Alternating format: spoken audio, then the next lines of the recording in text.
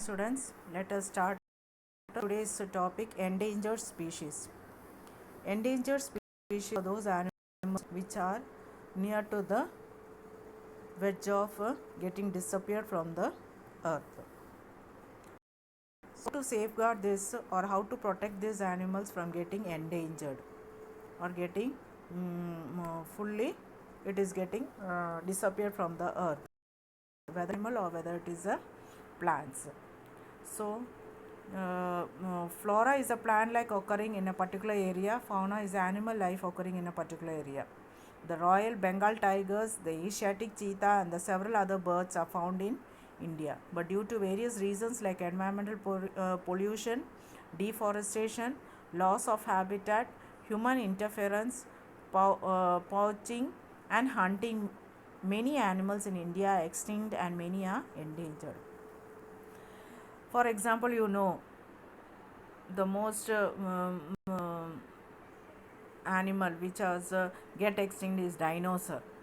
Once the dinosaur was there on the earth and now it has become extinct. That means it has completely disappeared from the earth. So species which no longer exist on the earth are as extinct species. They are example dinosaur and dodo.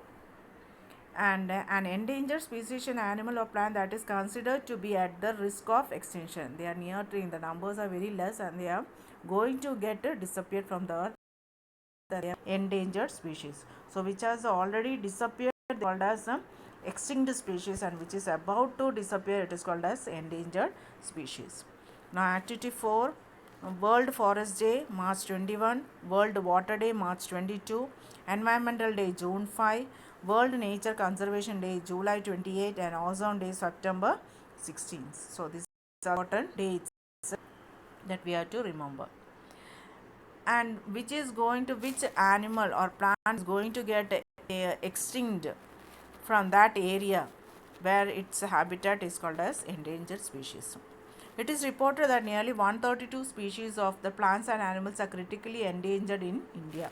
Snow leopard, Bengal tiger, Asiatic lion, purple frog, and Indian giant squirrel are some of the endangered animals in India. So these all animals are near to the verge of extinction. Do you know each year 22nd May is celebrated as World's Biodiversity Day? Biodiversity is a term used to describe the different plants and animals, marine life, microorganisms, habitats, ecosystem, etc. that make our planet so unique and so fascinating. So these all makes our planet very unique. Unique means different from other planets and fascinating, because only in earth we have all the living organisms. Many algae like fungi, bryophytes, ferns, and gymnosperms are disappearing with the destruction of forests, and each disappearing species may take away with it many species of animals and microbes which depend on them for food and shelter. List of animals on the verge of being lost is endless. Prawns, oysters, lobsters, crabs, squid, octopus, cuttlefish, beetles, dragonfly, grasshoppers, fish, and even in the frogs are dying by absorbing poisonous gases through their skin. Locust is one of insect which has almost disappeared from India. So locust is an insect which is totally from India. Reptiles, some lizards, turtles, crocodiles, and gharials. Birds, falcon, eagle, hawk, vulture, peacock, peahen, pigeon, duck. Mammals, wildcats such as tigers, lions, deer such as chingara and black-buck chiro. Tibetan goat, musk deer, rhino, elephants, blue whale, flying squirrel. So endangered plants and animals. Endangered plants, umbrella tree, Malabar lily, Rafflesia flower, Indian mallow, muesli plant. And animals, snow leopard, Asiatic lion, lion tail, macaque, Indian rhinoceros, and Neel tahar. Nilgiri, these are the endangered animals. So see, Indian mallow, Rafflesia flowers, umbrella tree, and the Malabar glory lily. These all plants are becoming endangered. Now determination of endangerment. What is the reasons? When the geographical range of the species is limited, the population of the species is limited, that is less than 50 adult individuals. When the population has decreased or will decrease by more than 80% in 10 years, the population is less than 250 individuals and is continuously declining at 25% for the past 3 years. there is a high possibility of extinction in the wild. So these are the reasons when they calculate each plants and animals in the verge of extinctions. And what are the causes of endangerment? They are telling loss of habitat. The place where these plants and animals live, that becoming loss of, because of the overpopulation, the human beings will take into beings of this habitat, and they will not allow these plants and animals to live.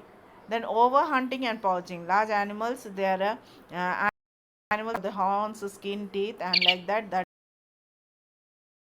That's a then number of animals are affected. Number of animals are affected by the pollutions like air pollution and water pollution. In the recent years, more numbers of animals is affected by waste in the form of plastic. Now, new habitat, new areas where these plants and animals are inbuilt in that new area, that will be the other reason for their extinction. And the chemicals used in the field, cultivation lands for the pesticides or insecticides, and when these animals consume this, they will get extinct from the earth. At one time, dinosaur, ferns, and some other gymnosperms were widespread on the earth. Their disappearance from the earth may be due to the shortage of space and food due to the climatic change. So what is the, that was the reason for the endangerment of the dinosaur. Next is the diseases. Because of the widespread of the diseases in the animals and plants also, the they will die off. The natural calamities also are the reasons for the endangerment of the species. Now, how to save these endangered species? Some of the animal species are endangered mainly because of hunting and poaching. So we have to bring a special rule to that the animals should not be hunted and poaching should be avoided. Controlling pollutions, we have to control the pollutions, and we have to stop using the insecticide and pesticide where it is mixed with the water and causes the aquatic animals to die. That we have to stop. Then consume more and more pollutants are put into the environment. Pollutions, putting plastics or other type of waste in the water body should be avoided.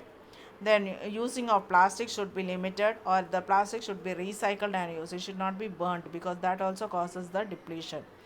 Then recycling things and eco-friendly products also must be used by the human beings. Pesticides and chemicals should be avoided, and we have to plant many trees so that it will become a habitat for the other animals. So these are the reasons for how we can safeguard this endangered species. Now, next one is the government initiative. What the government has taken the actions against this order. So, the Project Tiger is a wildlife conservation initiated by India in 1970 to protect all the tigers, Bengal tigers, and they have to safeguard this. And it was in the Corbett National Park was the first national park in India to be covered under Project, and there all the tigers were safeguarded, and the rules were many acts or the rules were implemented. Madras Wildlife Act 1873, All India Elephant Preservation Act 1879, the Wild Bird and Animal Protection Act 1912, Bengal Rhinoceros Preservation Act 1932, All India Wildlife Protection Act 1972, and Environmental Protection Act 1986. And Red Data Book. Red Data Book is the file for recording rare and endangered species of animals, plants, and fungi. Even some species that exist within the territory of a state or country are recorded in Red Data Book. So all the species we have come across on the earth, this all will be entered in the Red Data Book. Gives important data for observational studies and monitoring programs on habitats or rare and endangered species. Habits means what are the food they take, how in what climatic conditions they survive, that is the habits. Which area they live in, which tropical area or green forest area, what is the area they live, that is called as habitat. So these all records for all the plants and animals will be marked in the Red Data Book. Red Data Book is maintained by the International Union for Conservation of Nature. It is an international organization working in the field of nature, conservation, and substantial use of natural resources. It was founded in 1964 with the aim of maintaining complete record of every species that ever lived. The Red Data Book classifies species mainly into three categories, namely threatened, not threatened, and unknown. This book also has information as to why a species has become extinct along with the population trends and its distribution. So these are the reasons. What are the reasons they become extinct, and why, and what are the food habitats, everything will be marked in this red data book. Now, what are the advantages of this red data book? It helps to evaluate the population of a particular species. It gives to evaluate the species in the global level, and the risk of species, if that species is going to become extinct, that also will get the proper record of that, and it gives the guidelines for implementing and protecting that endangered species. Now, what are the disadvantages? The information available in the red data book is incomplete. Many extinct species are not updated. The source of the data has been speculated. So these are the disadvantages of the red data book. This book maintains the account of all the animals and plants and other species, but has no information about the microbes. Microbes means microorganisms records are not there. All other records of the plants and animals are informed in this.